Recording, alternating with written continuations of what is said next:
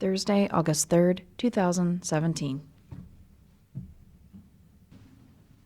I pledge allegiance to the flag of the United States of America and to the republic for which it stands, one nation, under God, indivisible, with liberty and justice for all. I make a motion we approve the July 13th minutes. Second. Mr. Old? Yes. Mr. Monahan? Yes. Mr. Jenigo? Yes. Okay, Pete? Oh, you're not here.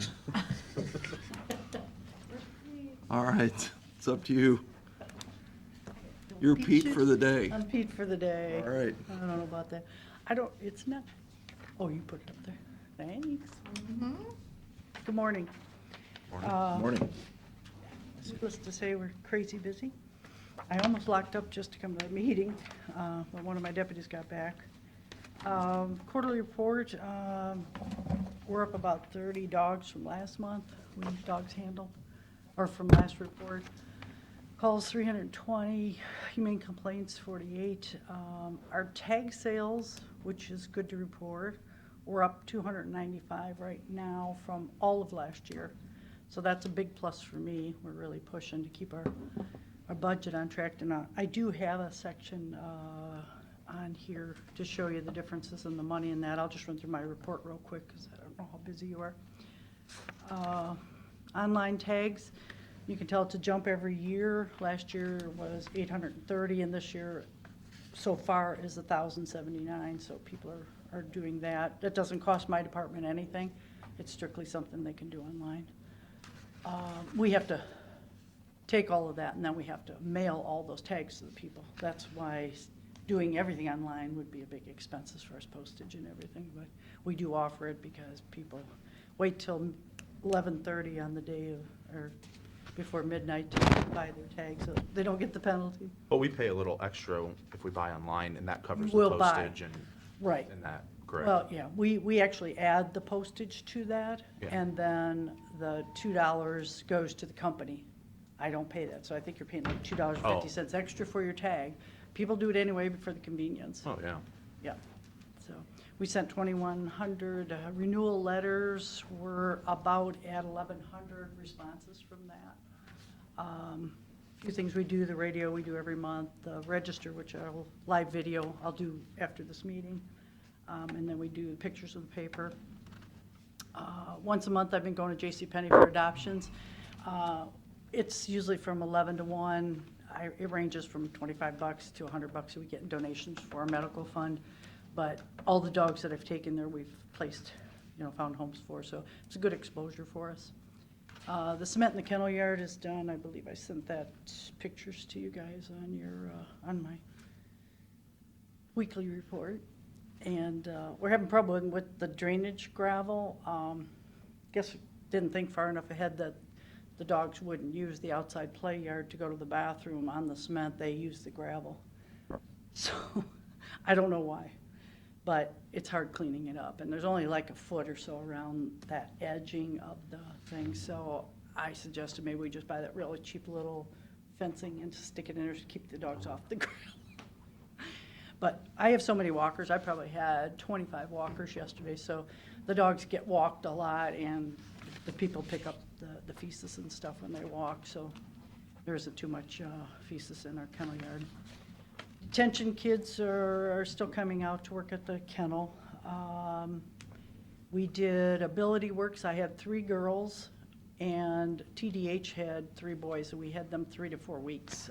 The girls were 3 weeks, the boys were 4. I had planned to use the boys to do a door-to-door license check to boost my tags, but Shelley had to have surgery, so she was off work for 4 weeks, and that was the period of time when the kids were there. So I didn't have enough help to actually do a decent program with them. We kept them there. They cleaned everything. They washed walls. They scrubbed my building. They did stuff that hadn't been done in years at my building. So cleaned, organized. Did you pay them for that? No, none of those are paid. So Those are all free. is that, It's just a summer program. is it an option, though? Could you use somebody from Ability Works now that you saw their work skills Yeah. on a paid position? On a paid position, boy, I don't really have the money for it. Well, I mean, I have a kennel person now that comes. Yeah. What I did was give him more time off, lessened his hours while they were there, because he works sometimes 6, 7 days a week because of the kennel. But Do you pay him overtime? no, no. He's only for 15 hours a week. See, he's my part-time deputy kennel worker. So, we've been trying to cut Saturdays and Sundays, actually having a deputy there, because he's there to clean anyway, and then we have him answer the phone and do the calls on Saturdays and Sundays, so we're cutting our overtime there. So I think I going somewhere on this, that if maybe you'd reach out to the lady over at Ability Works, and talk to them about some programs that they have.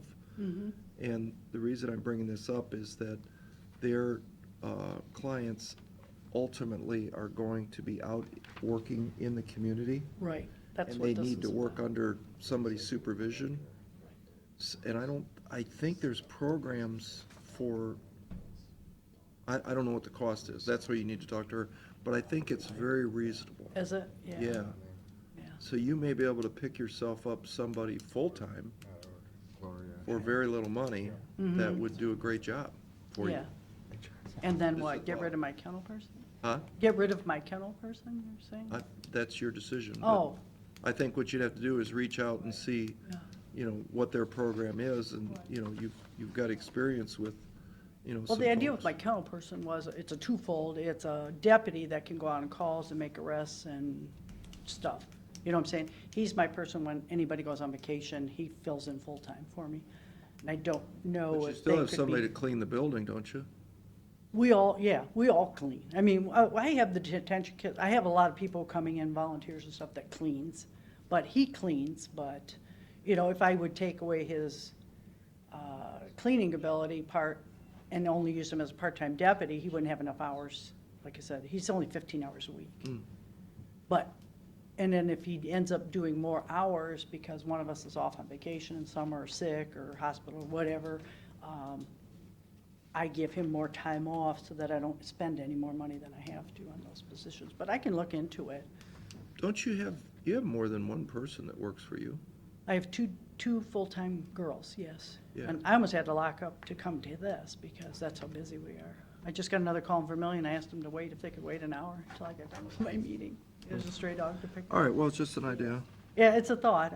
We're trying to save some money, and that having a part-time deputy and a part-time, or combined in one position has worked out pretty well. Detention kids, Target Walkers, that's a new program. They're coming once a month as a store activity. Like I said, we have tons of walkers. Attended breakfast for volunteers. We volunteer every year to go to Milan Elementary to teach kids about dog care programs and stuff, and they had a breakfast for the volunteers, so I attended that. Farm Bureau breakfast, a lot of breakfasts here. Meeting at the That one kind of became a brunch by the time it was over. It's long, I warned you about that. Yeah, and I try to get there, so I'm one of the first ones, but my table obviously wasn't the right pick, so I had to wait longer. So we spoke about legislation, House Bill 295. It's tag exemption for veterans. Representative Goodwin's doing that. It's just a repeat of what we have for disability tag now that we've had since, I think, in the 80s. It's a free tag for them. We don't lose a lot of money on disability tags because you have to have the paperwork from the doctor. It has to be an actual service dog. And the veterans would be under the same thing. They really didn't need a special tag. I don't know. And they're talking lifetime free tag for them. And I don't have a problem with it, but it's the same thing. It's kind of redundant. So that's what we spoke at my last Dog Warden Association meeting in Columbus. We told them it was kind of like the same thing unless they wanted to add something different. I don't know. So that's all we have going for legislation. The Sandusky County Commissioners asked me to come to speak to them about me doing the humane officer work, how we do it here in Erie County, about our dangerous dog law and our dog walking programs. So I spoke to them about those 3 items. They have a new dog warden there now, and she was actually their humane officer, and they really wanted her to do the humane work, but she goes, Barb, I don't know where you find the time of the day to do all of that. She said, we're having a problem. I said, yeah, it gets really busy. I said, the city of Sandusky, we're not the humane officers for them. We are just the backup and help for them. People still call us, but that's been like 8, 9 years ago when we actually contracted. And it worked out well, and I wish they'd do that. They're promising me they're hiring somebody for the city, because they had city dog wardens for 50 years, and then they got rid of them, and then now they got all this problem. They thought they could handle it, and I told them it's a problem in the city. So we're getting blamed for a lot of stuff, that we're not doing anything in the city, and they have to understand that the city is the lead in this. Right now, I've been on 5 warrants in the last 3 months, removing animals, dogs, helping the city out. So it's not like we're not doing anything. It's just, we don't broadcast it like everybody else, so. Let's see, hosted our Northwest Dog Ward Association meeting here at Battery Park. 8 counties showed up here. We host it in a different county every month, but the summer they like coming up here because it's by the lake. What do I have? Where's my other one down here? Okay.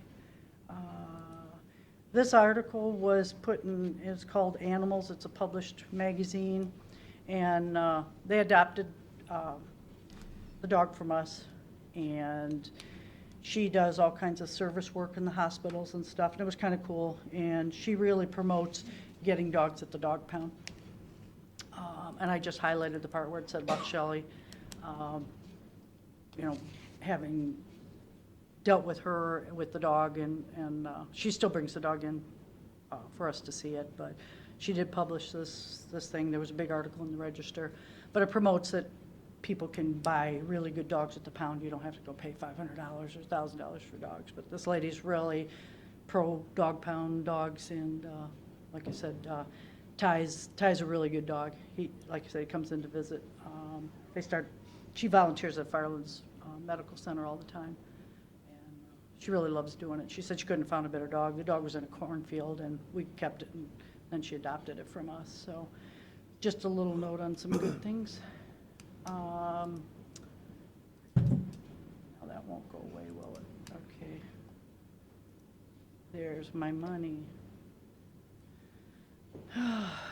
This page, you don't need to see all our booklet, which we do. Okay, there's our dog sales. At the bottom, it shows you the 13,200. These are the actual amounts of tags we have right now. We're up a little higher than that since I made this out. We're actually in total sales and revenues. And I looked and I thought, why are we still like 7,000 less than last year at this time? And it's basically our $10 tags, which are any dogs becoming 3 months old after July 1st are a $10 tag. Last year at the end of the year, we sold 166, and right now we're only at 23 because July just started, or last month. So we'll get a bunch of puppy tags in here for the rest of the year. And then penalties, we're still collecting those. We picked up probably 40 or 50 regular dog tags plus penalties, which are a big boost. The canine tags are free, so we lose money there, but that's for a good cause, obviously. Our kennels are a little low. We only had 16 kennels this year. I think last year we had like 20. So, and then we have to pay 10 cents out of every tag we sell to Ohio State University for research, which our association, our state association, wrote them a letter and said, they send us a booklet on their research programs, and I fully agree with all the research they're doing for dogs, but it has nothing to do with shelters or the dog pounds. We're funding kids to learn stuff about veterinarian college and all their stuff, but it really isn't about shelter medicine, dog warden stuff, but we still have to pay them 10 cents. And every county, 88 counties pay this money to them. It's a lot of money. I feel sorry for like Cincinnati and Dayton that sell Yeah, like Ohio State's 200,000 tags. Yeah, pardon? Like Ohio State's hurting for money. I know, and we've tried for years to just, if they at least did our programs to help us at the pound, what we can do to better the medical system, or, something that would benefit us. We're just paying for kids to go to school, and I'm sorry, we're self-supporting operations. 10 cents doesn't sound like a lot, but $1,300 is going to buy a couple sets of tires for my cars, It's hard. They said, well, they support us in all our legislation and stuff, and I'm going, no, they don't. I've been around too long, I know. So that's about it. I just had some pictures. I didn't really want to post them because I didn't know whose. These are some of the things that we're actually having go in people's houses on these warrants and stuff. And this is the stuff that we're encountering. I mean, the last 5, those are only 3 pictures of 3 different places that we go to. But, you know, it's sad. The city's full of this, and we're getting called in to go into these places. My people now are having to buy masks and stuff because you can't even breathe going in these places. We're taking animals. I have a Chihuahua there now that we just took out of one of those houses. 27 cats. They want me to take the 27 cats. I'm going, it ain't happening. I'm not a cat shelter. I'm not from Eastside. No. So I'm getting blamed for leaving the cats in that house, and I said, no. I said, the city, I helped them out. I took them out. So, but it's just tons of these, and this one's going, this is a felony. That case is going to court soon. That was brought up in the grand jury. You know, animals are dying, they're just leaving them, and you just start to walk in that place and you just gag, you know. And my people are doing the best they can, you know, with some of the stuff, but I don't know. I don't know where it's going Because from. of Goddard's law, is that what? That was allowed one you we to did on this, do that? this animal, yeah. There were So several. that wouldn't have been a felony 2 years ago or 3 years ago? Correct, right. Is that a F5? Yes. It's a 5, yeah. Yeah, but at least it's something. We've been dealing with this guy over the years, and this was, I can't really show you all the other pictures, but it's, I don't know. He's from Michigan. I don't know. He came here. I don't know whether it's a drug thing. I don't know. You know, it's so hard to tell when you go into these places. And my people are having to wear gloves now, where we didn't before because we're afraid of the drug stuff that's in these houses. Yesterday they went on one, and that's a suspected drug house, and the police asked us to go because they wouldn't even go in the door because they were afraid of the dog that was in there. We finally reached who we knew, the guy, Jason Barnhart. We finally got the dog away from him. He's on house arrest. We got somebody that knew the dog to give it to us, so we took the pit bull out of there. But it's a squatter thing. Nobody was even living in there. I mean, people were living in there, but weren't supposed to be living in there and doing drugs and stuff. So our people, they're really getting involved. And we used to only send one person out in the city, and now I send 2 at a time because I'm sorry, I don't trust. I mean, what happened last night? Somebody got shot. We go to MacArthur Park all the time, probably once a day. So anyway, that's my story. Any questions? No? Any questions? All right, thanks, Barb. Thanks for coming in. Thank you. So Laura, you want to go? Unless you wanna-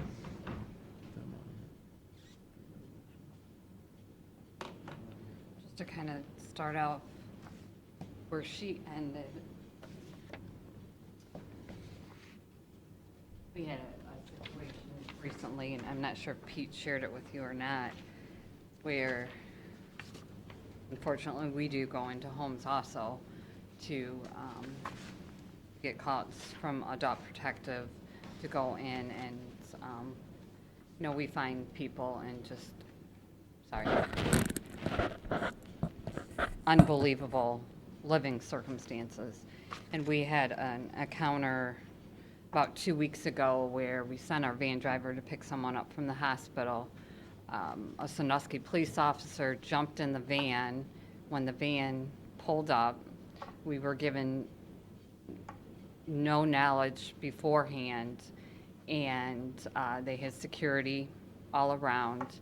They made our van pull around. They said, we don't want anyone to know where this lady is going. I, of course, got a hold of the sheriff, kind of got the background details on it, and again, all drug related, and trying to protect her now from her family.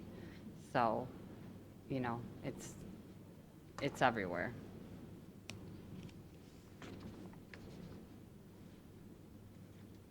All right, our current census is 116. I did a comparison from 2016 to 2017.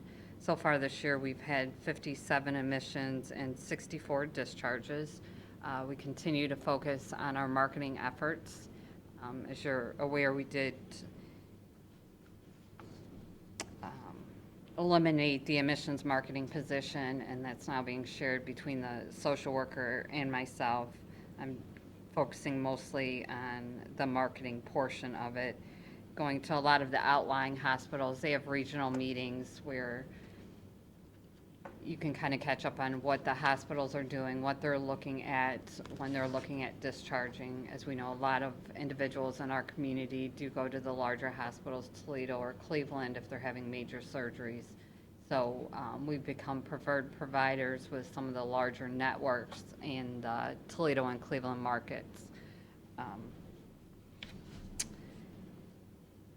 Continue to work on our 5-star rating, and obviously using Continuing Healthcare Solutions and all of their consultants to help us continue to make improvements in that area. Firelands Hospital has made some changes. I know some of you are aware Chanel Hinton, who's been the head of rehab and discharge planning for many years.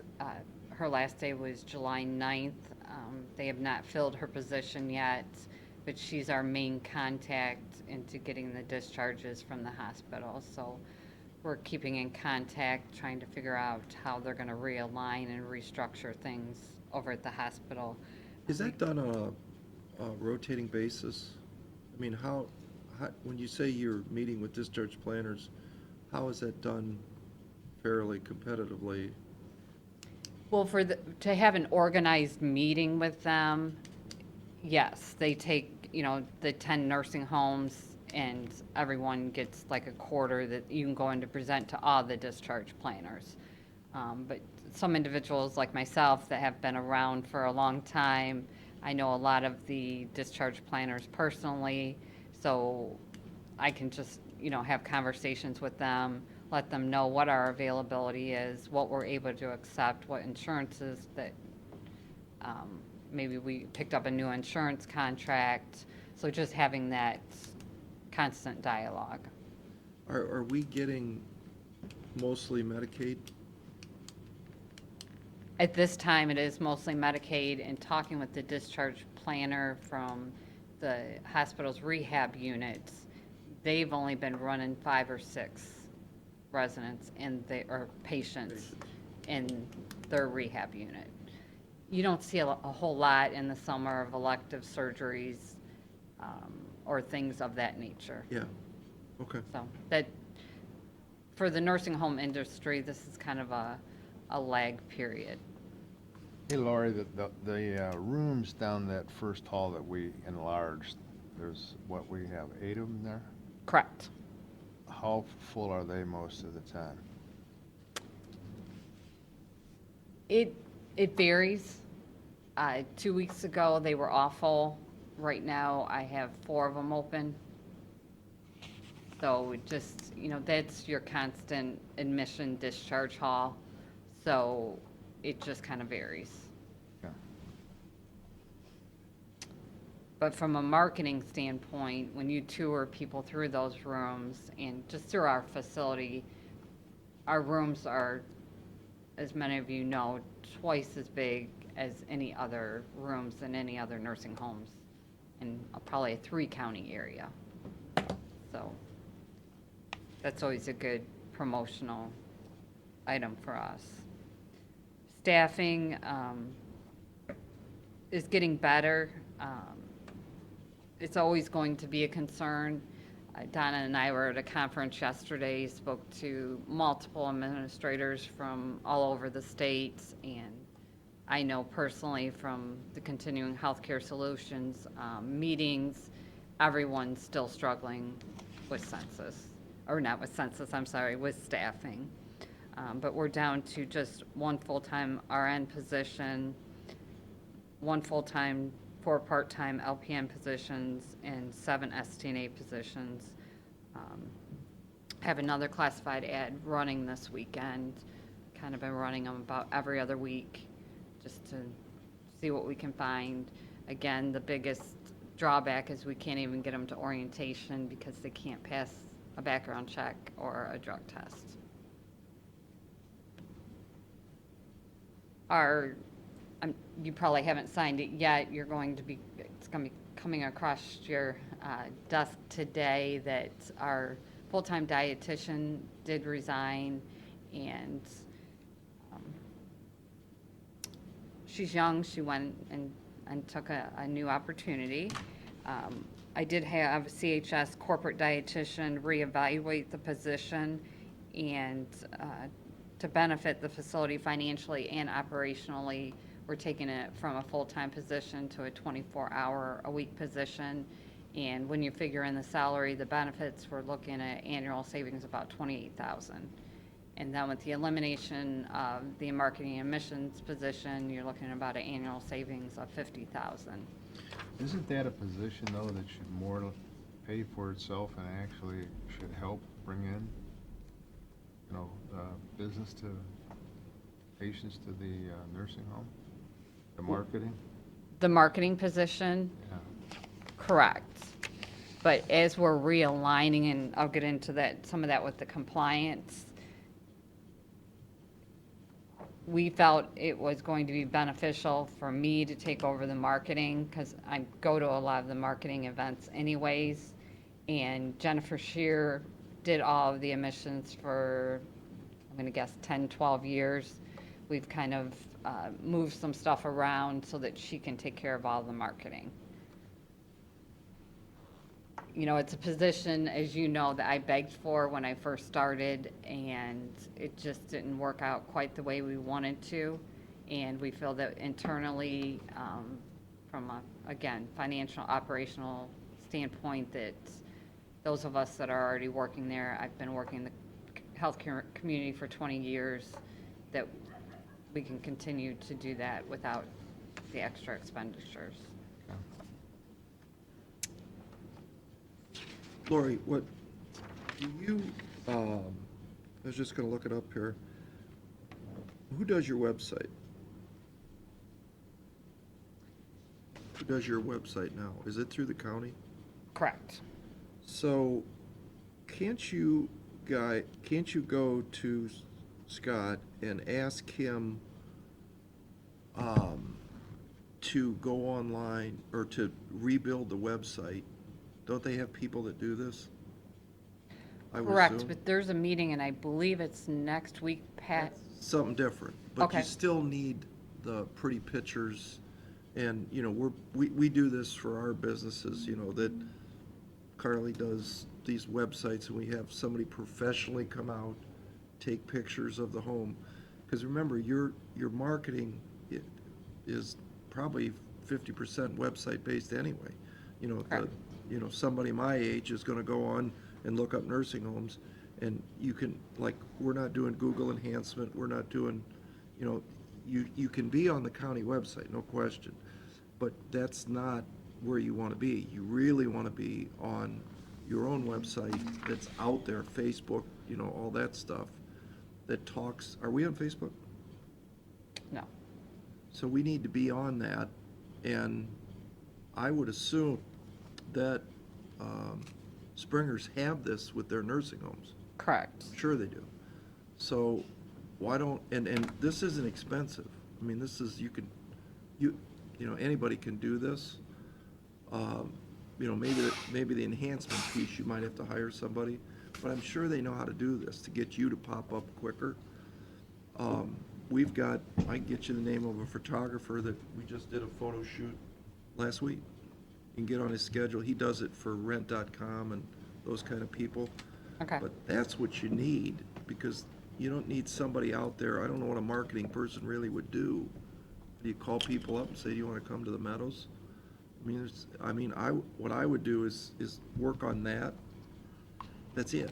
And then do social media, because that's, how somebody 50 years old is going to look for a place for their parents.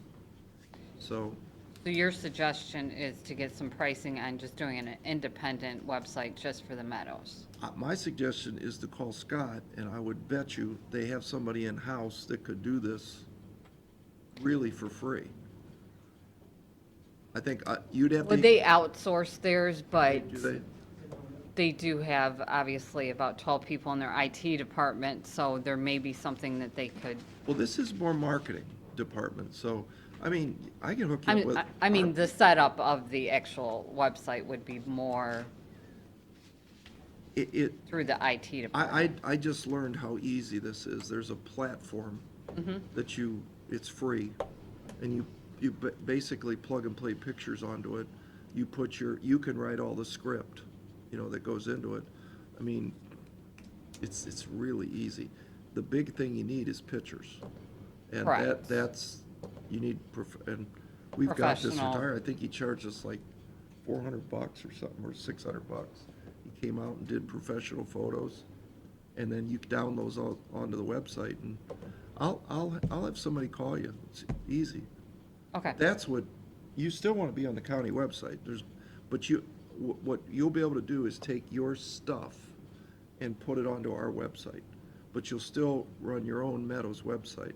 So when I Google nursing homes in the Sandusky area, you'll come up. I guarantee you, Providence and those guys are on there. well, they're part of a corporation, so, So are we. yes, through the management agreement.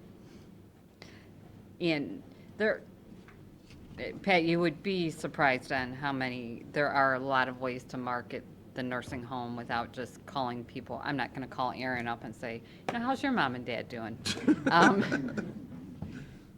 It's a lot of, just like any other business, of out there networking. And the biggest referral source, obviously, is from former family members that have had a positive experience. We just had an obituary that was in that just raved about the services that their father was provided. And they still have another parent that's been with us for about 5 years. So all of those things kind of come into play. Yeah, I just Googled nursing home, Sandusky, Ohio, Prov, Parkview, Veterans Home, Fisher Titus Medical Center. We're not up here. Because we still fall under the county. Right. Well, let's get out of it. Okay. Agree? Do you know how to do websites? I just gave you Apparently, she'll make it super easy. a brief synopsis on the finances. I kind of go into it a little bit more sometimes on the weekly report that I provide to you. The two areas identified when we did an analysis last month was the areas we were over from previous years was payroll. Obviously, a lot of that goes to, we have basically eliminated the usage of agency, which is a wonderful thing. And we did do the increase with the union contract last year and also put some bonuses into effect. So we're just watching overtime very closely and have seen a decline with the overtime. The other area, and I met with the regional director, was the Aramark cost really spiked. And when we do the addendum to the contract, you're going to see that they are going to reduce some of their pricing due to some of the concerns that I brought to them about the overall spike in the Bach food cost, and they were unable to show me basically what contributed to the increase in those costs. So you're going to be seeing a reduction, and we'll be getting back to where we need to be with that. And then they're going to, in the renewal, we will not be receiving any type of 2% increase, which we typically get across the board for dietary, housekeeping, and laundry. And we'll also be looking at some other decreases, but we've already put some new systems in place where they have to report to me weekly on the Bach food and So the how they're bought food tracking. is floats with the market? So The if Bach if food you buy a cost- hamburger, it could be one price one week and another price another week? No, the bulk food cost is separate from that. The, the breakfast, lunch, and dinner, that all goes under the contract. Okay. And that's all based on resident census. There's a separate bulk food, which is our supplements and the snacks and things like that. And the tracking system. Well, it used to only be around 800 per week, and it went up to about 3,000 per week in a very short period of time. And I asked, okay, show me why we had such a dramatic increase. They were unable to do that. They apologized, and they are going to be making some adjustments to offset that cost. Is that reimbursable? When you say snacks, does the customer pay that back? That's Part of your services. Wow, that's a big jump. What Yes. we look at here, and I asked Pete to do an analogy, is when we were running the average 120, 122 census, our payroll, I look at it, is usually 120,000. And then it crept up to 130,000 because, we weren't doing contract services. Correct. But when the census dropped to 110, I didn't see the payroll drop. And I wondered, did he ask you about this? I have not spoke to him directly. This was like a month ago, wasn't it? Did I ask this question? The month of June, no, the month of July, we had average daily census of 108, which was the lowest it's been since I started over at the Meadows. And we did make adjustments. One of the big things you'll see, though, is there was a lot of vacation time. They can opt to cash out 1 week of vacation, and so that's why you didn't see the drop. Because we had a payout vacation. Correct. And then Makes sense? in the June payroll, we had 3 payrolls in June. And then the first payroll for July, which just came out, or no, the previous payroll, we had the holiday. So that all contributes to that. But I can give you a breakdown of that. Well, as long as you're looking at it.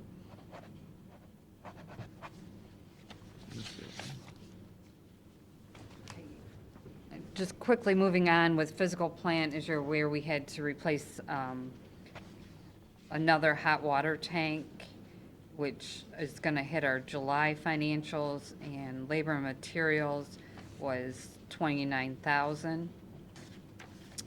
As I had proposed and we had budgeted, we just put the PO through for replacing of the windows that are fogged over.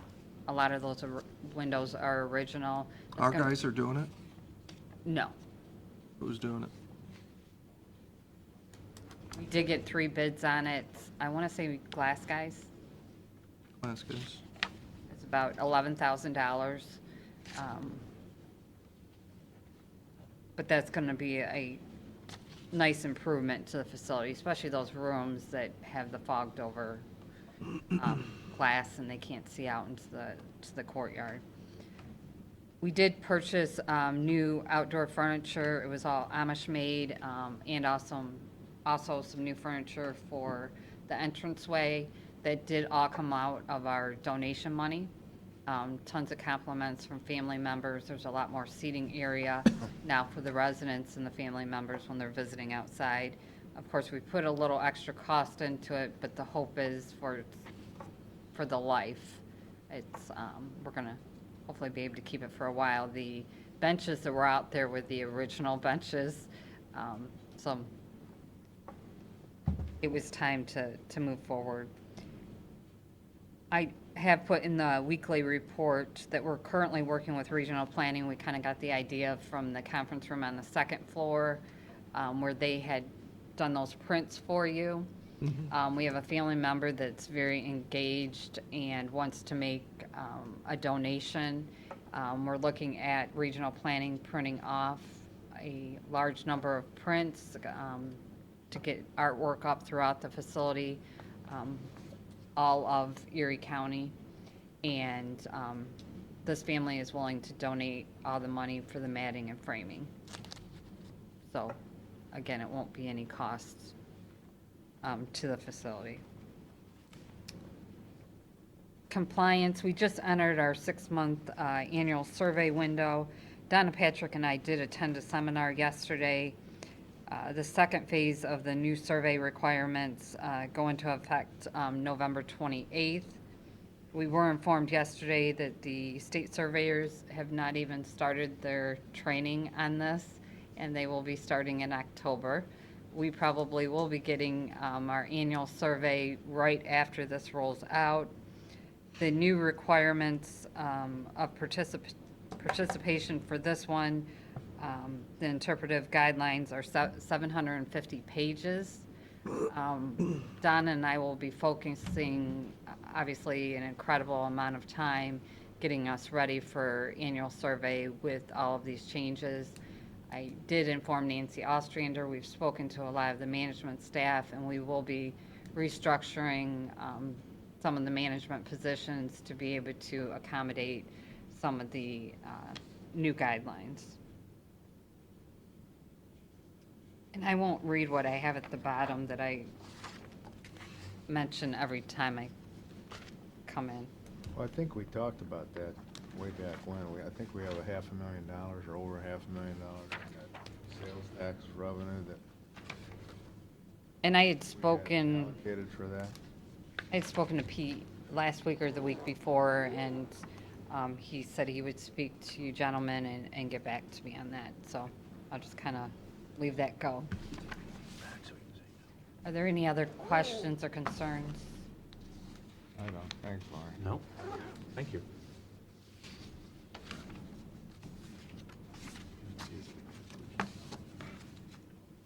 Mm-hmm. Okay, we'll do our resolutions.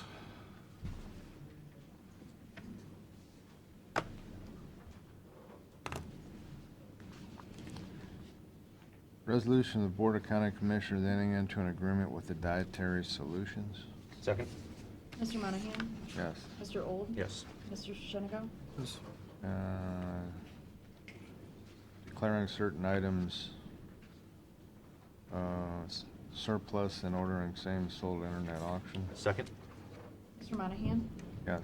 Mr. Old? Yes. Mr. Shengo? Yes. Authorizing the county auditor to make budget modifications. Second? Mr. Monahan? Yes. Mr. Old? Yes. Mr. Shengo? Authorizing the drawing of warrants and payment of amounts due upon contract. Second? Mr. Monahan? Yes. Mr. Old? Yes. Mr. Shengo? Yes. Ratifying the agreement between the Erie County Board of Commissioners, Erie County Department of Job and Family Services, ESME, Ohio Council 8, Local 3616. Second, yeah. Mr. Monahan? Yes. Mr. Old? Yes. Mr. Shengo? Yeah. All right, you ready? Would you want to do public? Just ask her. Yeah, since you guys are here, we got two resolutions up here to move this property into the legal system. So if you would like to, talk to us about that before we do that, there's some folks here from the engineer's office. So come on up, introduce yourself and. My name's Debbie Faber-Miller, and I live 2613 Barchar Road in Castelia. Been an Erie County resident my entire life, and also lived on a farm or been a farmer for my life as well. I think you received a picture at one of your previous meetings about the home on the corner of Bogert and Campbell. And in 1899, my great-grandfather, Peter E. Smith, he bought 1 acre of land from Joseph and Lydia Puckrin. Somehow he talked them into selling 1 acre of land, because they haven't sold any since. And he built what was known as the brick house for decades. It was known as the brick house. It was the first grocery in Perkins Township. It was also the first dairy in Perkins Township. I only recently learned of this in the past year, because A year ago, I learned that the house was slated for destruction, and I knew I had seen a picture somewhere in my dad's container of photos. So I started digging, and Smith family descendants from around the country have banded together, and they've said, wow, is there no way that we can preserve this house rather than just having it be knocked down? So that is my concern. There's a number of there's a number of my relatives that are truly interested in the home. Whether it's movable or not, that's still in question. But there definitely is a concern. So that's my very brief statement, number one. My second concern is that for the roundabout itself, that intersection has been an important rural travel path since the 1800s, and it's still vital for local farmers. I was just out to Puckrin's the other day getting sweet corn, and there is no other way to get to their fields. The Puckrins, the Fabers, the Dawes, the Galloways, there is no other way to get that huge farm equipment to their fields other than going through that intersection. And I've lived on a farm my entire life, and I know the size and complexity of farm equipment, as I'm sure some of you do as well. So, and local farmers will be forced to navigate that, their combines, their tractors, their farm trucks, their massive equipment. I was just at the state fair looking at the size of this new equipment, and I thought, good gravy, you know, it's massive. It is massive. So my concern as a lifelong farmer, you could say, in this area is that the planned roundabout, I don't want the planned roundabout to actually make the intersection more dangerous. That is my concern as a resident. And thank you for letting me speak.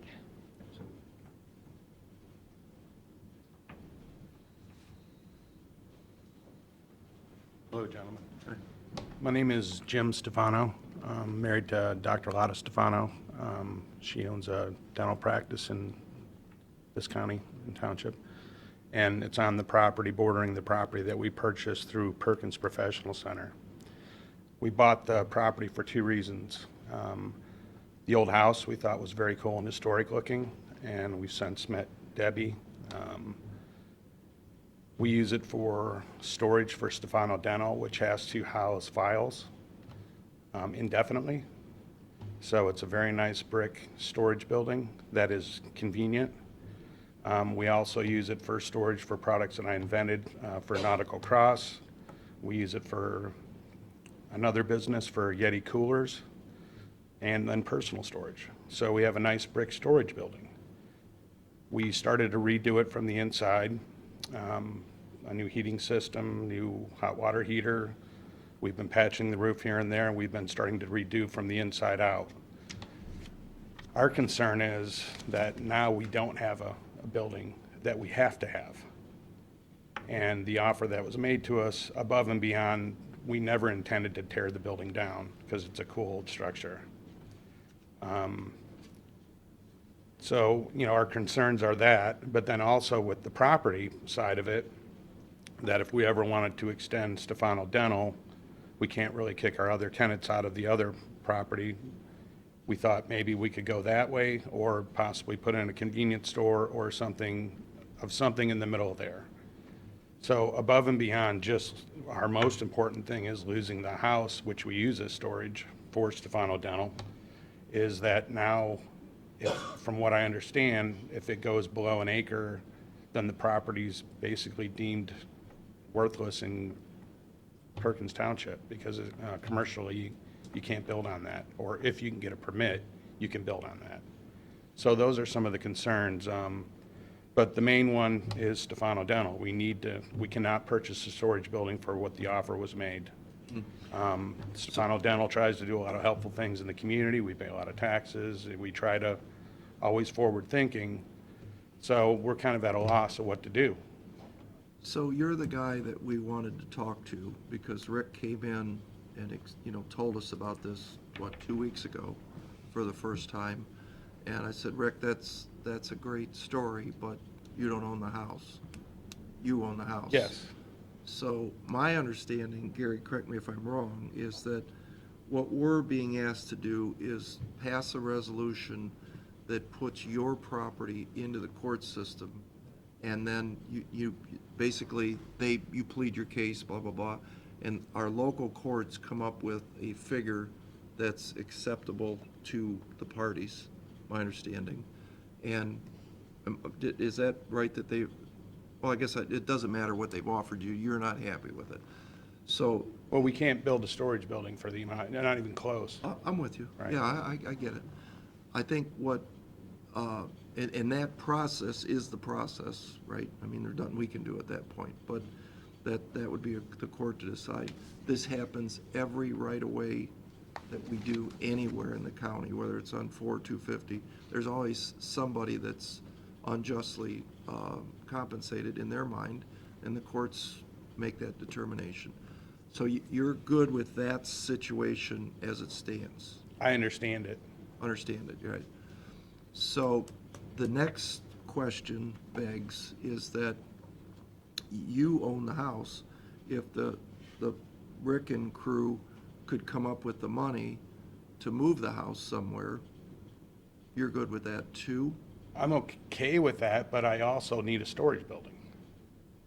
You know, we have to keep files forever for Stefano Dental. And that's why we bought it, because we have a brick storage building. Yeah. I couldn't build a pole barn of half the size for that. So the court comes up with, that's your whole case, the court comes up with X dollars to compensate you for this, and then you go somewhere else with the storage, assume. You But it agree? kind of has to be on that property because of, you know, we have to access those files. I mean, we went to wireless, but we still have paper files that we still Yeah. access. But in the end, that's the court's decision then to figure out how to make that work for you. The next step is, how do they pay to move the house? Rick and where do they pay to move the house? And is the house movable? Right. I think that's, and I think, Rick, you didn't have any answer to that. You hadn't talked to a house mover or anything like that, just so we'd get an idea. Because my thought was that we would be able to take the tear down money and apply it towards moving the house. And that's kind of where we left off. But I said, you're not going to move the guy's house if you don't want it moved. Well, it's that, but then again, we need storage. That's Yeah. the, you know, main thing is Stefano Dental needs storage. I mean, they have to have it among our other storage needs. Is there room on the property to move it? Back the a little corner? bit. Yes, And that would be out of Yes. the right of way? yeah. I mean, we would love, we never intended, we would rather have a brick storage house. And we intended maybe later to make offices out of it or take it back residential. I mean, I don't know. We didn't really know. If they could move it over sideways, we still had a storage building. Their structure didn't get tore down and it didn't just get knocked down like Yeah. some, we would consider listening to that. Okay. So why don't Because we just need a storage building and. you take a break and we'll let them come up Okay. and answer that question? Gary? Yeah, Gary. And I was just curious as to why a roundabout there instead of like traffic lights and speed bumps when there's not one on 4 or Columbus Avenue. I think that's or- what they're here to tell Okay, us. all right, thank you. Let them go, Rick. Mr. Shenigo, just so everyone's aware, once the appropriation procedure begins, the value that ends up being determined through the court is the market value of the amount of the property that's taken. The actual, if there's a physical taking, if some of that property has to be taken, that is paid for.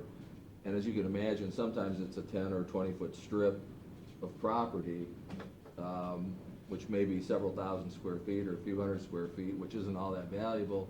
Then there's also what is the detriment to what's called the residue to the rest of that property. How has it been damaged, the residue, what's left over, how much is it less value on that? That's based on market value of that property. It doesn't, except to the extent that what you use the property for affects the market value. What you personally use the property for, or what its value might be to someone personally, isn't really a factor in that. It's what's it worth on the open market. But would, from what I understand, commercially in Perkins Township, and, you know, with the realtor, is, if it's under an acre, is it worth anything? Because we did buy it for, you know, an investment. As in, can you build something commercially on less than Under an an acre? acre gross. Yeah, you probably have to, I'm not 100% versed on Perkins zoning, but it might be if it's less than an acre, you'd have to get a variance or something like that. That's certainly a factor. But Gary, they're not taking 10 feet, my understanding. They're taking Yeah, the I don't know, I'm just whole saying it's- property, right? That's just kind of the overview, but it's market value, not what it might mean to you as an owner. All right, well, let's get up to, And this goes on, and the value is determined even, and I'm not saying in this case, but if something's being torn down, moved, changed, it doesn't slow the project down. The valuation may come a year or two later out of the court, but the project's moved forward. So I just want everybody to kind of understand the process, what happens. It doesn't, because it's in court, doesn't mean the building sits there and everybody waits around until the court determines what it's worth, and while you fight all that out, the road gets built. If the, you know, if the process is ongoing, it's ongoing, so. It's a shame, but it is what it is. I understand. Yeah, that's how it works. so, we'll go ahead and, why's the house gotta come down? Why don't you address the farm tractor? Okay, yeah. Or first? The farm equipment, we have designed it for farm equipment, especially with puckerns there. One of the roundabout classes I actually went to learn how to design them. They talked about it. They showed pictures out in Iowa. They're building them. They're popular there. They had a picture of one of the big tractors, dual tires on each side going through.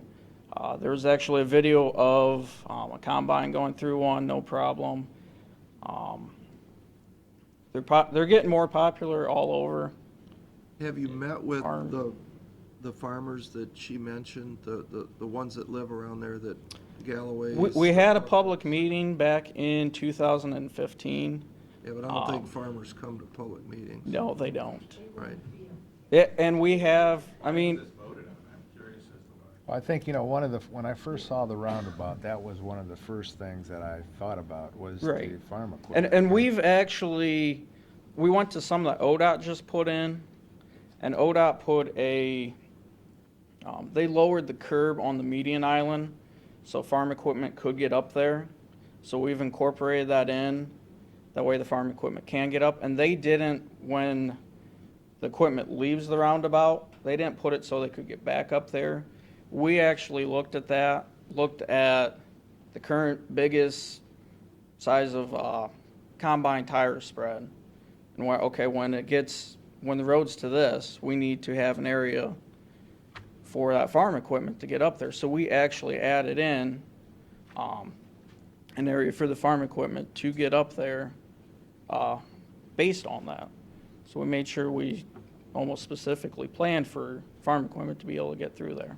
But wouldn't it be great, just courtesy to, you know, there's only 4 or 5 farmers that are out there. We know them all personally. Right. And We'd want to see what kind of equipment they have, or what kind of equipment they're planning on getting. And if I was doing it, I'd want to make sure that they said, yeah, I think this works, you know, show the video. Because the last thing we'd want is to build this thing, and then, for whatever reason, it Correct. didn't work. It would be, you know, a disaster. Yeah. Because that's their livelihood. right. So I think it, Uh, you know, it's a- And I know Mr. Puckern has been in to the office for various issues. I know we put snow fence up in his field, so he's in every year dropping that form off. And he, you know, he's had opportunities then to talk to us, and he's been contacted many times about, since we need right away from him specifically, and we've contacted him back in, I think the consultant contacted him in April for the first time, and we haven't. Did he give you the right of way?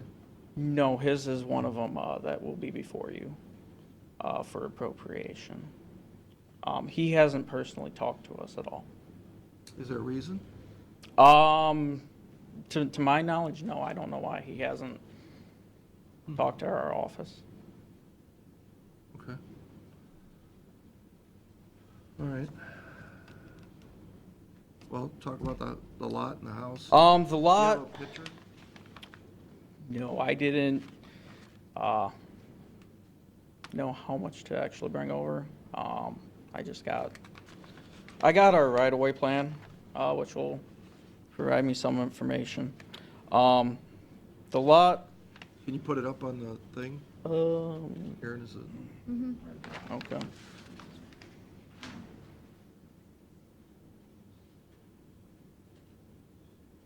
We need pictures. There you go. So, lot in question, we have labeled as parcel. Currently, parcel 2 is,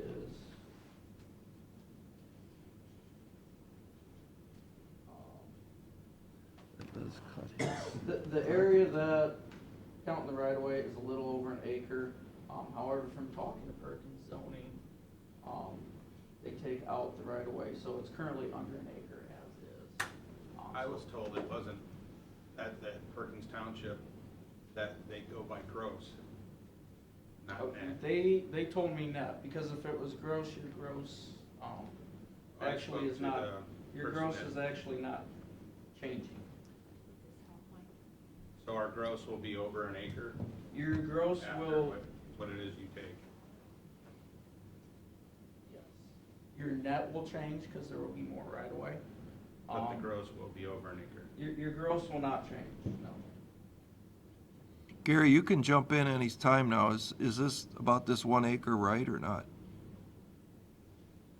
That'd be you. I'm not familiar, Mr. Chairman, with the details on this. So But I mean, is your, prefer not to, do you have a, because I'm not sure how the zoning inspector in the past has On the- made these calculations. no, I'm not getting into the gross or the net. I'm not putting you on the spot there, but is there something to do with an acre for a commercial lot? Yeah, it's a minimum lot size Is an acre? Okay. for a The Perkins inspector told me that. Okay. Well, the gross is not changing, so if it is gross, then it will still be over 1 acre. If it is net, I talked to, the zoning inspector on that, and she informed me in cases where the property is changed due to a highway project, 99.9% of the time a variance is granted, because it is nothing of the owner's doing. They had no control over, their lot getting smaller. She said they had a number of them come through after the 250 project went through, and 100% of those variances were approved. So if they move the house back for X, can you take the demolition money and use it for moving? I'm not really able to answer that completely. We do have federal funds in there. The federal funds would not be able to be used. But we also have local match We have funds. 20% local match. Right. I know Jack has talked internally, we could probably do that. That would obviously be something he would ultimately have to. Well, I mean, it just seems if what he wants is his house and they want the house, And I've told, why don't you just move it back? I've told Mrs. Miller, if they can move it before, construction starts, that's great, that's savings on our end. This was before we'd even talked about, Well, they need some money to move it though. right, this was before that had came on. I told her, that's savings on our end, you get to keep the house. We have a date that we need to start construction by, because we wanna make sure that Bogart and Campbell is open before Perkins School begins. So we have a, kind of a limited construction. But this is next year. This would be next year, yes. Well, it just seems to me that, Shortridge or, there's 3 or 4 house movers around that, if it costs, $40,000 or $60,000 to move the house back, we're building a $2 million project, maybe we could turn it and so it sits on the lot better, makes it more marketable for him. We don't have to go to court with the guy. It just seems like it'd be a win-win for everybody. Come And- over and discuss it with Jack. It's a good idea. If we can make it happen, gladly. Just makes good sense. I mean, that's what you guys want, other than no roundabout. You know, just a personal sidebar on these roundabouts, I know they're controversial and nobody wants them.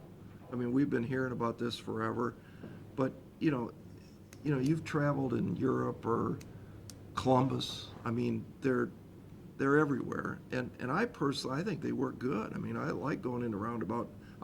We work down in Columbus, so I'm there a lot. My kid lives down there. I don't know, they seem like they work okay. Farm tractor, I think, I'm not bashing on you, but sometimes if you would have just met with them four guys, them four farmers, and had a little coffee over there, or go to their barn and say, here's the video with this big thing going through, and they'd go, oh, okay, that makes sense. And, I mean, most of the farmers I know are pretty reasonable guys, I mean, but what they get PO'd about is what they don't know. And, you know, that's when everybody gets all fired up and, you know, they want to start a war. And if you don't tell them about it, I guarantee you that tractor won't fit once you get it built. They'll be purposely not getting through that roundabout. So, I mean, I think a lot of it is just getting one meeting next week. I'll come to it. I'll set it up if you want. You say Doug Galloway's is one of the farmers that's out there? Doug Galloway, his brother, his brother's name is? His son. Tad, no, his brother. He Oh. and his brother own the farm. Tad Faber, I don't know him. the Dawes that are right there. Well, Dawes doesn't farm anymore. They don't have any farm. No, they're done. They rent it out, and the Puckrins. So it would be So all we gotta get is Al Puckrin and Doug Galloway, and Doug and his brother and Tad. just ask them.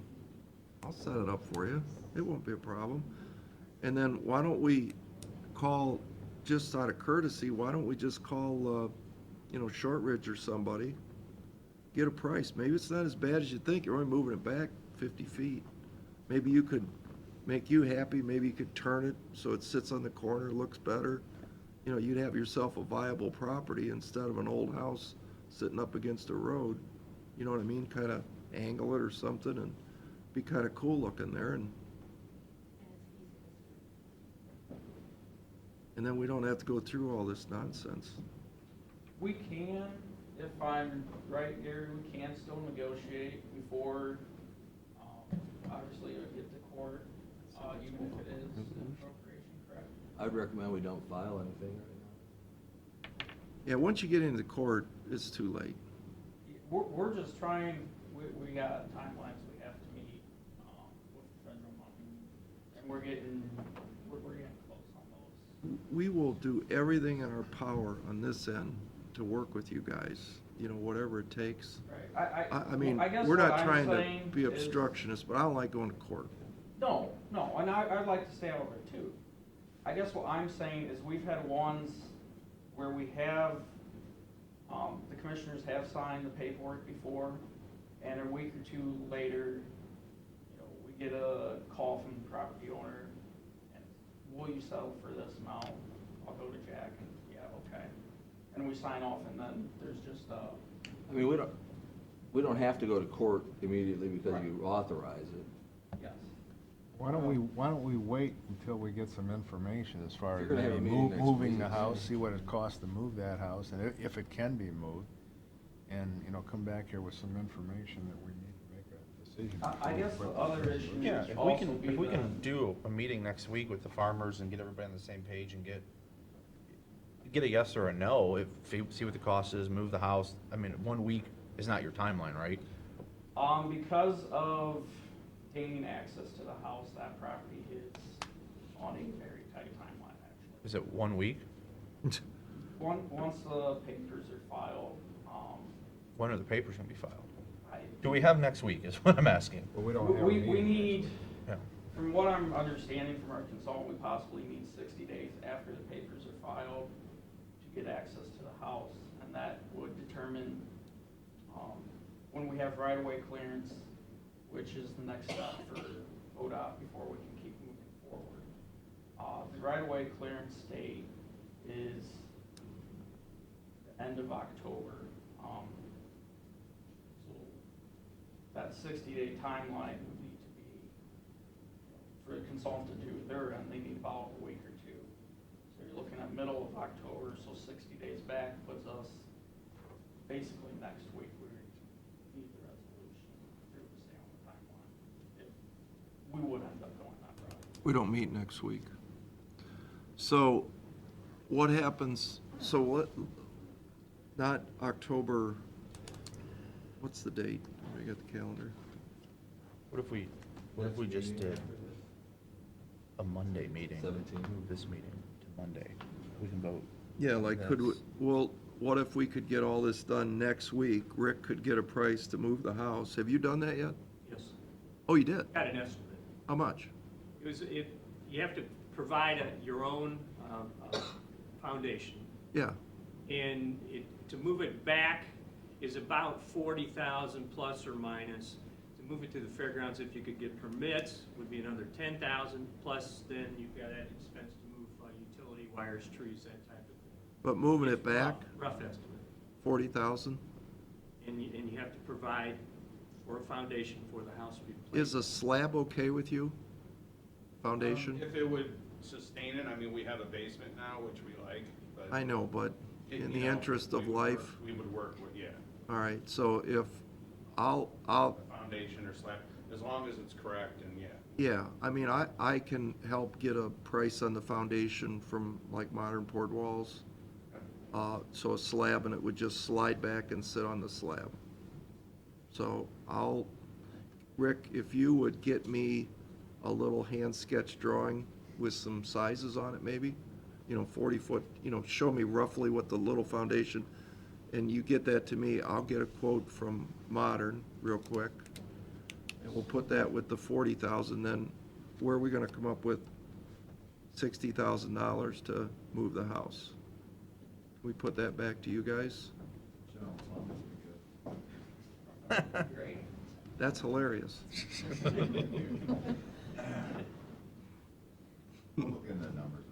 All right. Yes, sir. Point, I still want to make a statement. Make a statement. We love Rick's statements. Can we move this meeting to here? Yeah. Because I have a meeting to stay anyway. You have a what? I have a meeting to stay. in Here's a Columbus. house for anybody who hasn't seen Yeah, it. let's do it today. Probably seen it a million times and not noticed it. Yeah, I know that guy. I'm here for two reasons. One, I'm here my name is Rick Scheel. I'm here on behalf of the Old House Guild of Sandusky at 1415 Columbus Avenue, and also the Heritage Society of Erie County, which we're located right here at the fairgrounds in the barns there. And both our organizations are dedicated to preservation and of historic homes and artifacts in Erie County. We're going to have a fair here next week. It's a children's fair, and probably 90% of these kids don't know when they go to Wendy's or McDonald's and buy a hamburger, they don't know where the meat comes from. They don't realize could be grown here. They don't know where the wheat comes from. They don't even know where the ketchup comes from, the tomatoes that are grown in counties surrounding us. Our goal is to teach these kids this, and the more buildings we tear down and the more historic structures we eliminate, the farther removed these kids are from the reality of life in Erie County as it was. That's why we want this house preserved, either moved or preserved at its present location. So I'm going to step away from that argument and move into the other argument of the roundabout. I lived and worked in Columbus in heavy transportation for 25 plus years. I had a home in Upper Arlington. We had a roundabout. They've added several in Dublin and along Route 315. And I can tell you, dealing with those roundabouts on a daily basis, to put it kindly, is a pain in the neck. People don't understand them. They don't like them. They're dangerous. You've got school buses with 65 kids on them. They're long. They have to be long to accommodate that many children. I've dealt with 5 counties in the area with equipment. Garbage packers, a lot of them are right-hand drive. We haven't gone that route yet, but I think in the future we will. Now you've got a right-hand drive, garbage packer, almost as long as a school bus, trying to go through traffic with people who are 6 feet under where the driver sits. If you look at every one of those, and I know Mr. Shenigo goes to Columbus, if you look at the curbs on all of those roundabouts, they're scuffed with rubber, and that's because people don't know how to navigate. Most of them are 2 lanes wide. I believe this one is too. People don't know how to merge. They don't know how to move back and Just a forth. one-lane roundabout. Single lane roundabout. Okay. The 2-lane roundabouts, I will say, are confusing. I don't know, how do you get confused in a 1-lane? You go around. People don't know where to enter, or they know where to enter because that's where they're at. They don't know how to exit properly. If they miss their exit, then they swing around again. It's confusing. My other concern about this, I talked to about 50 people about this particular house. Most of them, first question is, why do they want to do something with this house? The roundabout. 50 people said, we don't want a roundabout. We want something else. Put a stoplight there. They said, how much does it cost? I said, well, we're talking over $1 million. Where does that money come from? $2 million? We're, current estimate's $720,000. Okay. Oh, 700. And 80% of it is federal highway? 80% is federal highway. Whether it's federal highway, whether It's it's still our tax local, dollars. it's our tax dollars. Right. The citizens that I talked to, that 50, it's a pretty good cross-section of farmers, city people, they don't want it. They say, I'd rather have a stoplight there, a traffic signal. With the modern signals, there's no reason not to go that route. Then you eliminate all that goes with that, and the project fails and you do something else. So the reason, Rick, that you didn't do a stoplight is, There's 9 warrants, it doesn't mean it warrants. It doesn't mean a single warrant for, a traffic signal. yeah, you gotta have so many people going to that intersection in order to legally put that traffic light up. Okay, and my argument with that would be, if you don't have enough people for a traffic signal, why would you spend $1 million to put a roundabout? Go ahead. We're spending under $1 million. It's a very high crash intersection. There's a fatality there a few years ago. A lot of the crashes that are there are injury crashes. With the roundabout, your fatalities dropped 98%. Your injury crashes are down, I believe, around 75%, and your overall crashes are down around 40%. All right? You haven't sold me. That's fine. I have my opinion. I have my research. What I'm saying is, what does a 4-way stop cost? I don't know. Why don't we investigate it? Why don't we put this before the public? This is a large expenditure. Why don't we say, here it is, here's what we got.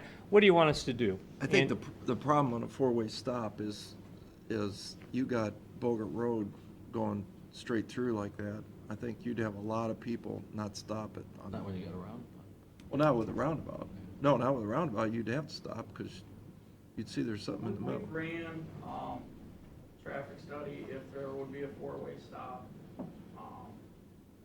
One, we think it would be confusing with the 2 left turn lanes on Bogart, and then also you have the right turn lane on Campbell, so there's multiple lanes. So it's already a 4-way stops. Nobody seems to know who gets to go, so you add in those extra 3 lanes, you got 7 possibilities of whose turn is it to go. If we eliminated those lanes and put up a 4-way stop, the intersection would actually reach criteria where it fails due to wait time. You'd be looking at, I forget what the wait time was exactly, but it was, we were talking multiple minutes. Because there's too many people coming through There's too it. many people trying to get through there, especially at peak hours when work lets out or school lets out. You know, you could be getting backups past Route 2 on Campbell. So you're, That's less traffic than Bogart. so you're telling the public that the county cannot put a stop signal, traffic signal at that intersection? Correct. Who makes that? Manual uniform traffic control devices, we don't differ from them. You have to meet those, enough of those 9 warrants, and it doesn't. To get funding? No, Oh. to be able to put one up. You're not just allowed to You know, go we put a can't just put traffic. stoplight lights wherever we want. So there's more traffic at Columbus Avenue and Bogart Road than there is at Bogart and Yes. in, well, It's a law. I still have my two arguments. One, I want to preserve that house. Two, I think the citizens ought to be able to weigh in on this because of the large expenditure. And I know this meeting's going long, so I'll end it with that. That's Well, I think what we're trying to is make a lot of people happy and not go into court. Not everybody's gonna be happy. There's always gonna be somebody done like a roundabout. I don't agree with you on a double lane understand. roundabout, I think is an issue. Single lane roundabout, I think they work good, but we can agree to disagree. The tire marks, 100% agreed. They've tried to address that with the angle. I think if we go talk to the farm folks and, maybe they'll say okay. And I think if we can address his concern with moving the house back, that addresses her concern with keeping the house, your concern with keeping the house. So maybe we can come up with a resolve next week quickly. We'd be willing to have a meeting on Monday to accommodate the 14th, to accommodate you. We weren't gonna have a meeting but Matt said we could do that. So, why don't we reconvene then? Mr. Yeah. Shendigo, could you make this a public meeting so that, Of other course. than the farmers? It'll be a commissioner meeting. Okay, you'll have a commission meeting. Can we publicize this somehow so we can get the public to weigh in on this, other than just the farmers? I mean, you could call Andy Oriole at the Sandusky Register and express your thoughts on it, maybe. I mean, that's not up to me. Wait, the We- meeting with the farmers is just to show them the video. That's not a commission meeting. Yeah. We're talking, the commission meeting, of course, is public. Right. I'm anybody- talking about the anybody- meeting that you're going to have with the farmers. No. No, I don't think that needs to be public. Doug Gallo's not going. Yeah, No public meeting. why would they go to that? He's not interested. If the public wants to set up a meeting with the elected engineer, I'm sure you can call his office and attempt to do that. Or you can come to the commission meeting on the 14th, but Well, my concern is I don't think the public is aware of the steps that are going ahead for this roundabout and Well, Rick, I think you understand how this works. We have zero to do with this. Zero. As far as whether there's a roundabout, whether the warrants work, whether they don't work, whether the funding. Jack Farshman is a separate elected official that we have no control over what he does. ODOT is ODOT. I mean, they're the ones that determine traffic lights or non-traffic lights or anything. So I don't want you to think that we have some mystical power that we can say that do this or do that, because we don't.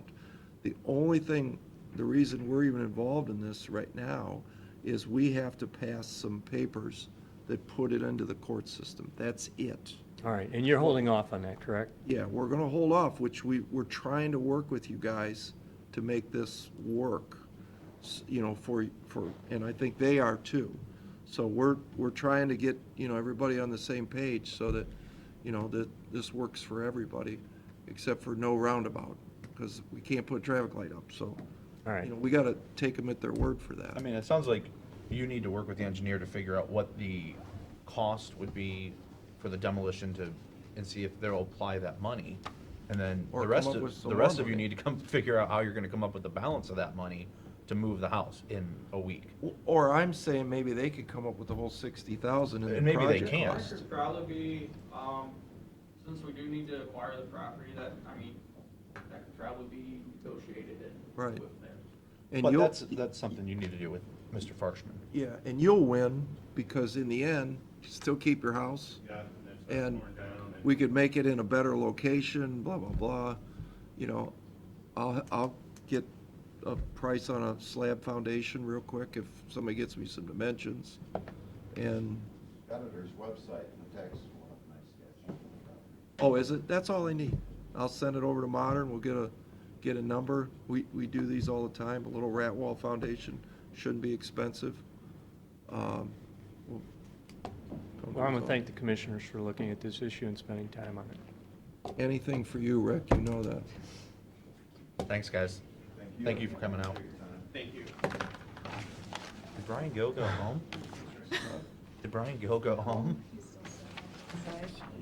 Oh. He's taking a nap. There he is. I thought you just said, Sleeping. see you later. Going back to the dump. I don't think I'll be that long. Please You know, don't. you were licking your chops, weren't you? Oh. Look at the tonnage of that brick house coming out to my landfill. $30 a ton, I'm ready. My 30 boss, Is it 36? 30. 30, oh, I Yeah. thought it was okay. Yeah, I say, I'm ready, man. Yeah. That's gonna make up for NASA. I sell those I saw bricks. I saw them two bean counters back there doing their calculator. We ready? Yeah. Well, do good you want a morning. motion to Oh, adjourn into motion the to adjourn into the solid waste? solid waste board meeting. Mr. Old, Yes. Mr. Monahan, Mr. Shenigal. Yes. Go ahead. All right, good morning. Morning. Reason today we're here is for the public hearing on the plan amendment changes that were approved March, or no, I got my dates wrong, June 27th. On those changes, 3 amendments were approved. Those amendments were due to Plan Sections 5E 1.7 for increasing community grants from $1,000 annually to at least $2,500 annually to aid the Erie County political subdivisions in their communities for their recycling efforts. Second amendment to that plan was under Section 5E8, which is add a tactic to the market development strategy outlined, and that includes promotion of the solid waste district policies and support the private and public sector for using recycled products for upgrading facilities or public image or anything else that they require. Third and final amendment to the plan would be under Section 8B11 of the solid waste plan, and that is increasing the annual fund allotment to the Erie County Sheriff under the Ohio Revised Code, Section 3734, 57, Sections G4 and 7.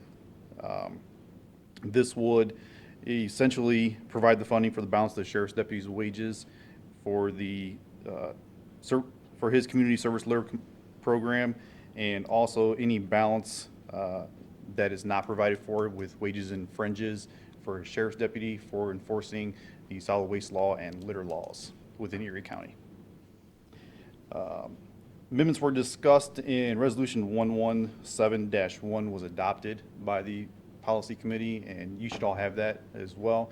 That was all sent out to all the political subdivisions within Erie County that fall under the solid waste district.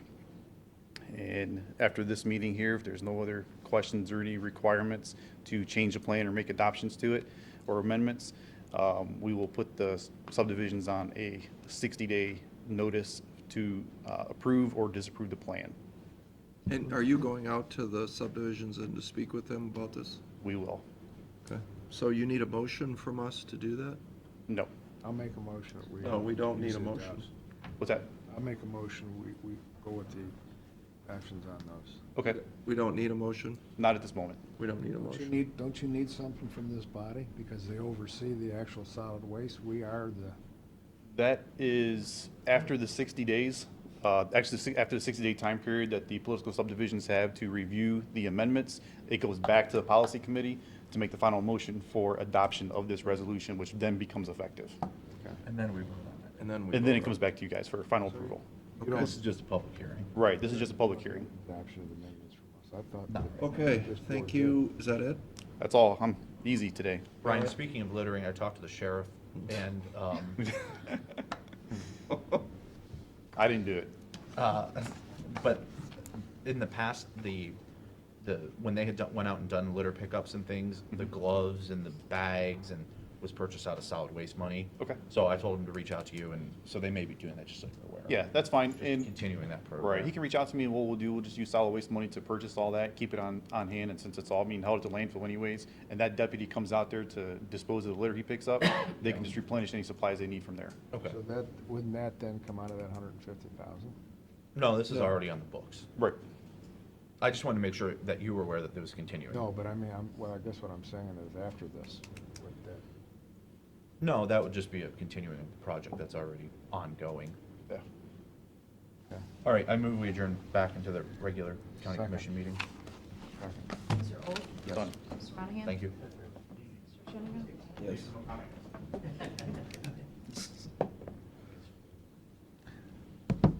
I, for some reason. Always a pleasure, Gary. Always enjoy to be here. Final Yeah. say amendments. We- All right, we I'm gonna will next time. use the restroom. We'll have another meeting in 60 days or whatever, and that's when we're finally, And we and that's, finalize. yeah. Okay. A little more than I do, but. I spent a lot of time reading.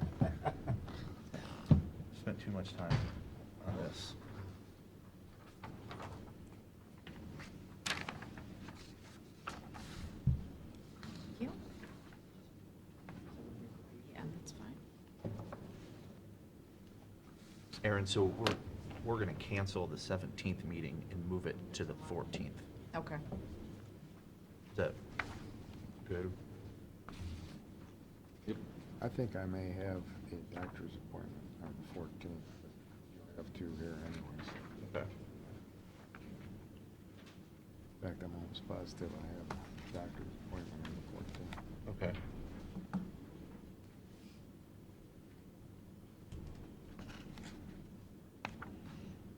Are we wearing the same tie? No, it's close. It's close. I'm not sure how it happened today, but I know I was up earlier than he was. But I had dibs on the khaki and white shirt. When he I got a tie I was gonna put finally on this dragged morning. in, I thought, Back you and got I got it up in No, I'll throw this away. Probably made in China. Well, that guy's off the wall. At the end of the meeting, I need all three of you guys to sign this thing. It's on the opioid lawsuit. Oh, okay. Okay. Do you want to pass it through right now? What's that? Do you want to pass it up here? Sure. Or we? Last page. Basically agreeing to the 30% contingency. See, they just had somebody's obituary in the paper today and he passed away. I saw that. All right, go ahead, we sir. really think this agenda item should be the semi-annual Pete Daniels on Vacation Support Group. Okay. Not quite sure what's worse, the week before he leaves, the week he's gone, or the week when he gets back. But Yeah. If you guys don't quit bugging him. we'll try to muddle through this, but I really think, upon reviewing things for this morning, I think Pete's focus for us to talk with you this morning dealt with a $400,000 note issue that's going to mature September 1st. There was a resolution this morning, I think, on your list of resolutions. I don't know if you've acted on that yet, but pretty much Pete kind of analyzed everything in terms of, there was 2 sewer notes outstanding, which totaled like 3.7 million. The one, there was a $2.2 million project.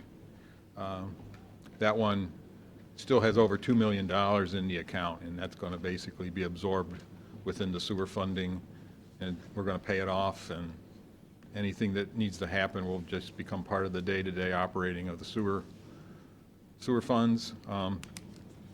The other one being a $1.5 million issue, it's going to be downsized to $1.3 million. If you pass that resolution, it'll give it a short renewal so that we can, Which one is that? the 1.5 million notes. Help me out. We're under which one are we under, sewer? Sewer. 1.5. Where's it at? There's is no 1.5. It's not on. It's not on sheet. Oh, this sheet that you got from Pete Jackson is just showing what's going on with the debt service, and in part how we can afford to do what we're going to recommend on the water notes in particular. So we have 2.2 on the sludge, 1.5 on the Minnewanka. Right. The 2.2 is going to go away. Yeah. We're going to pay that off, and anything we need to do in that we're gonna pay cash. that area, we'll just deal with it out of the sewer budget. The 1.5, Pete calculated, we can reduce it to 1.3, do a just a short renewal so that it'll line up with all the other activity coming up in the next month or so. We're gonna do some refunding, and then that will become part of the larger bond sale, take advantage Okay. of that. So just let me catch up here because Okay. I must be missing something. Erie County Sewer District, 5-year debt forecast, we got 2,706,000 in how much money? How much money is that? 50 million? That's what's going to be due in 2018 for debt service. I understand that, but what's the principal, the balance? 20 million, 30 million, 10 million? 100 million? What? The sewer district has 33 million. 33 million. Okay. So in our, That's as of the end of 16. so you can finance 33 million for 2,000,007. That's about right. Okay. And what you're gonna do, what you're trying to tell us here is, are you gonna repackage any of these? There's a bunch Any of of 'em? issues that are eligible to be refinanced, refunded. Any at 7 or 8% that we can refund or It's one of those, the opportunity being presented and to be able to resell the debt, you have to have a certain, I think it's a 10% savings, and Yeah. these are meeting that requirement. And the specific issues that are going to be replaced, I didn't bring that this morning, but I was asking for what, I think we have some bonds being paid off in each one of these things coming up. I think in water, there's some in 2019 maybe, Yeah. some, quite a bit that's gonna fall off, oh, yeah. right? Yeah, this is going to be a good size. Figured Refunding. 300,000 over the next 4 or 5 years. Yeah, that's what I would think. Debt service. Pete, get us those, here's how much debt you got falling off in sewer, every one of these things, these categories. How much is falling off and in what year? Didn't you email that to us? Yeah, but it's on here too. It shows what's fallen off. Yeah. Where? It says change in debt, and then change in debt since 17. So like in the sewer fund, we're actually increasing the debt service by 20,000. But To then in compensate for the 1.5? That's the jetpack truck. Oh, yeah. 50,000 With that alone. Oh, I So see. in Water District A in 2018, we have 54,700 coming off. In water, where, yeah, I got it. And if you go My bad, I'm So it's a sorry. $321,000 savings. by the end of 2021. Okay. Or not savings, but just coming off.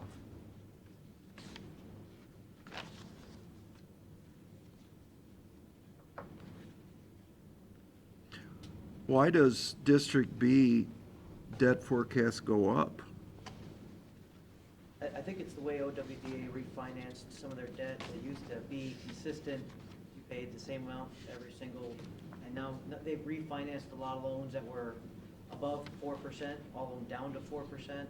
I think it's kind of messed with the amortization schedule a little bit. So it just goes up a little bit. So you got 33 million in principal in the sewer district. Let's not even talk about Bayview. What's water A and B? That's, Water A, Water A is 8,738,542. And did you say B? I did, yeah. 11,757,036. Not including these short-term notes we're talking about. Okay. Good. Good stuff, thanks.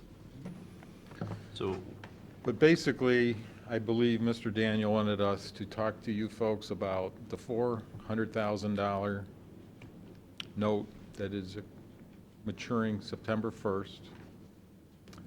It was called the Harris Road Water Tower Replacement, but it basically became a water line project to Bayview to provide improved pressure. The water tower is still standing where it is. Rather than do a small ongoing note sale or even try to, make that part of a permanent financing, and talking with Dave Moyer and Pete and myself, we're recommending you just take the existing water funds, pay it off. There's still like 170,000 in that project account. So it really isn't going to be that big of a hit to the water fund. So we borrowed $400,000 Right. to move Harris Road water tank. Initially, that was the strategy. And we borrowed that over 20 years, It was just a one-year note. 1 year note. a BAN, a bond anticipation note. They're generally up to a year in length. And we put the money into the checking account, Yes, a separate project. and what did we spend it on? Did we spend anything of the 400? We spent Yes. it, like Up to- 30,000 on engineering, On I believe, engineering. 27,000. And then, Wasn't it more like 50,000? Is this the wasn't water this is the- tower debacle? Yeah. I know we had there was discussions of a contract up in the 80s, then I think we rechanged it to a smaller one for 27,000 for Oh. Bayview water line improvements. And then another one that they were considering for moving the water tower, and I don't think that one ever Okay. went through. So we started. Well, wait a with- minute, you spent 206,000 of it. Says here, capital outlay, 198,527. We did spend some money. Well, what'd we do for 198,000? Capital outlay. That was the water line improvements around the village. Water line movement around where? Peter? Oh, no, I know what this is. Okay. This is, they had to replace a piece of water line by the existing Bayview water tower.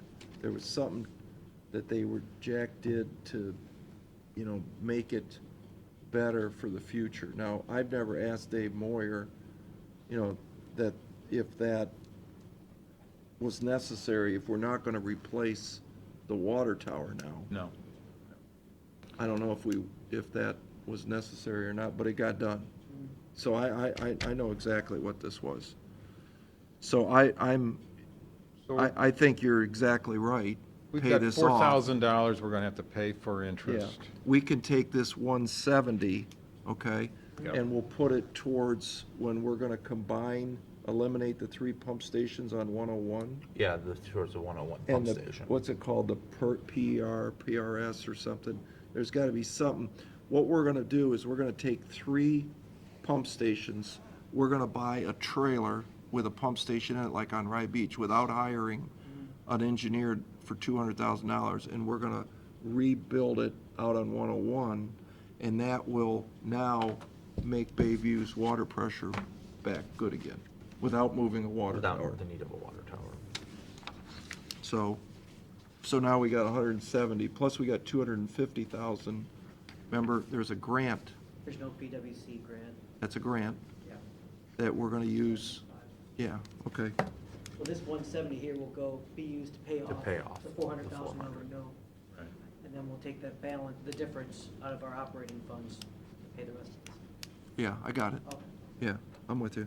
Yeah, the total water funds as of today have a little over $2 million.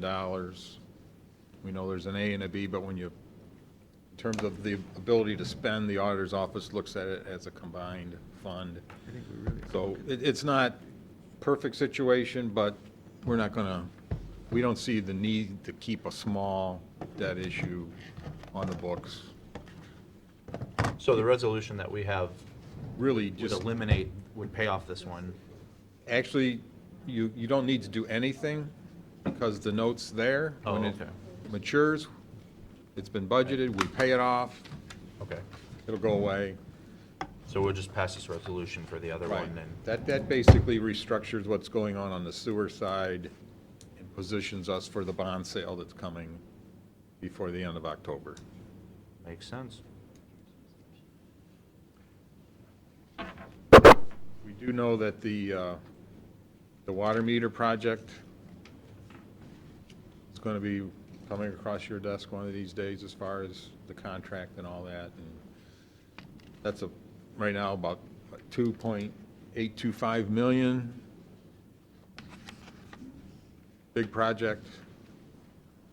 Well, I don't know what the original thought was in terms of how to finance that project. In light of doing this, with retiring this note and not replacing it, we probably wouldn't recommend absorbing any of that cost for that project out of our cash. well, we could, 1/3 of it is sewer. Well, We could it's, pay the sewer of the two. It's an interesting conversation on how you get to the sewer customers, because, like the Huron customers, we don't use these meters that we're talking about. Huron has their own water meters, Yeah, I know. and all that kind of. Why can't you just still pay the sewer out of, Well, we could probably figure out a way to do that, but the sewer has what, 5? 4.8 million? 4 million. Does at least 4.5 offhand. It might be more. I think it's 4.8, yeah. Yeah, it is almost 4.8 today. I mean, there's purchase orders and contracts on the books and stuff, but yeah. I mean, the sewer fund is healthy right now, but I know, in the budget time, we talked about, do we want to do something with the minimum charges? And if we do something like that to help pay for it, What was? how would you address the Well, first, let's. Huron customers, let's say? What we asked Pete was to do a 20-year AM, because they thought the warranty, I think, was 10 years, wasn't it, on the meters? 10 years and then prorated for the next 10. Yeah, but he thought the life cycle would be 20 on the system. So do a 20-year amortization, and what I'd look at is I'd take 2.8 cost, I'd take a third of that off, so take it down to 1.8, let's say, and finance that 20 years and see what that payment is. And then Dave said to us that the minimum deal, which I don't know that we agree with, the minimum increase in the minimum, like $2, would pay this debt service.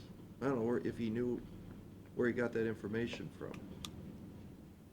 That's accurate, Pete, right? If we did a $2 increase to the minimum, it's $100,000, $150,000. We figured a $2 increase to 11,200 meters, which is what we're purchasing over 12 months would generate $268,800. The city of Sandusky added $3 about a year ago. $3. That's the anticipation to pay for some of the projects that they had, so. Basically, Pretty much everybody in the city that has a water meter, Well, you live in the they, city, so you they know. pay the sewer as well, based on that water meter. We have, a good portion of our sewer funds come to us by virtue of Huron's water meters. What was your take on the $3? What was that for? You get it on your water bill every. Well, I know we're being charged a stormwater charge in the city. Just, I think it's a flat fee. Take care of the sewer and water. Yeah. So here's what I would suggest. In your brain there, what's the debt payment on 1.8 million over 20 years? About 100, I'd do it divided by 10. So it's about, then take a little off, so I'd say it's about 160 grand a year. I couldn't, because there's interest in there that we're. I think I'm pretty, if you divide by 10 at 4%, I think you're gonna be close. Well, don't you have a mortgage Well, calculator? you're saying 1.8? Yeah, say 1.8. I'm gonna say It'd it's. have to be at least 180,000. I would say it's 180, yeah. So say it's 180,000. We have enough debt falling off in A by 2020 to make that payment without increasing any rates. Yeah, that was part of the information this morning, is what's happening with the water debt. So, yeah.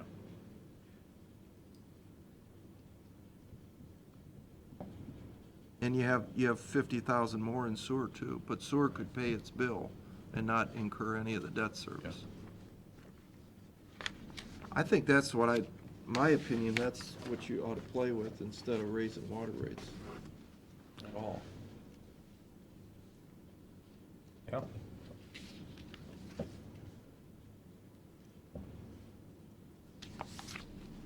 Yeah, I'm fine with that. There was another one of those pre-vacation emails that talked about how we might finance the water meters. When do we have to have a decision made on that? On the water meters? Yeah.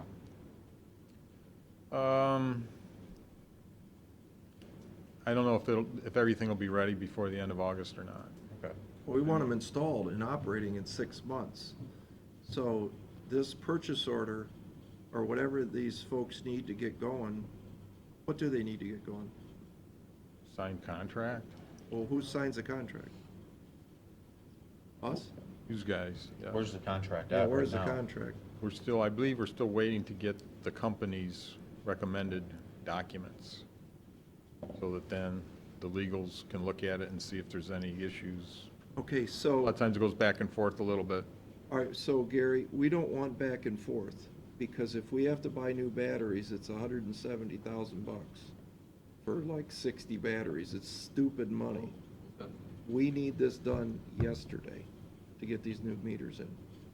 All right, this isn't a normal 2-month, sign the contract, get it up here, tomorrow type thing. We And want them to include batteries, or I'm.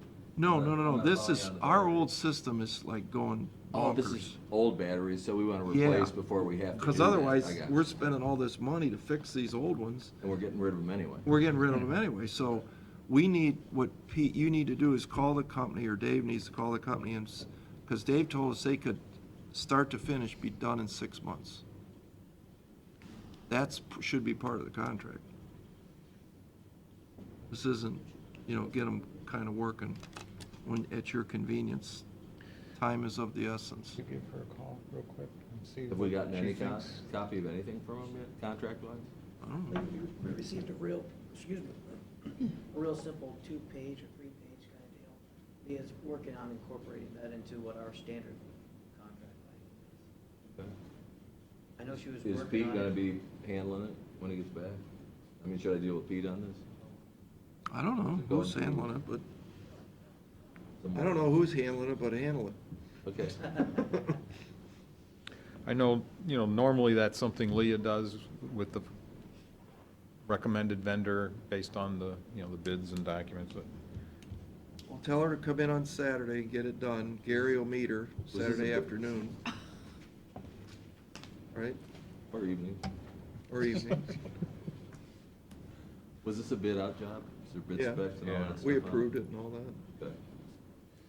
What's the name of the company? Who was the- Neptune, was it, or? Neptune, but I don't know if that was the name of the company. I think so, yeah. Oh, you mean it might be, Yeah, I think the company name is Distributed. different. I remember seeing Neptune on stuff. Eco or HD or. Water. well, I remember, was it last year or the year before, when they bought those, was it 70,000 or 170,000? It was like crazy money. It was way up there right at the end of the year. Yeah, and I'm like, and they gotta get them from Mexico, and I'm like, well, why don't we just fix this? 'Cause now that's money thrown out the window. Never gonna get that back. Well, you want to read this resolution and then We can go, get out of here? Resolution authorizing not to exceed $1,300,000 sanitary sewer system improvement project bond anticipated notes second 2017 renewal. Second? Mr. Monahan? Yes. Mr. Old? Did you go?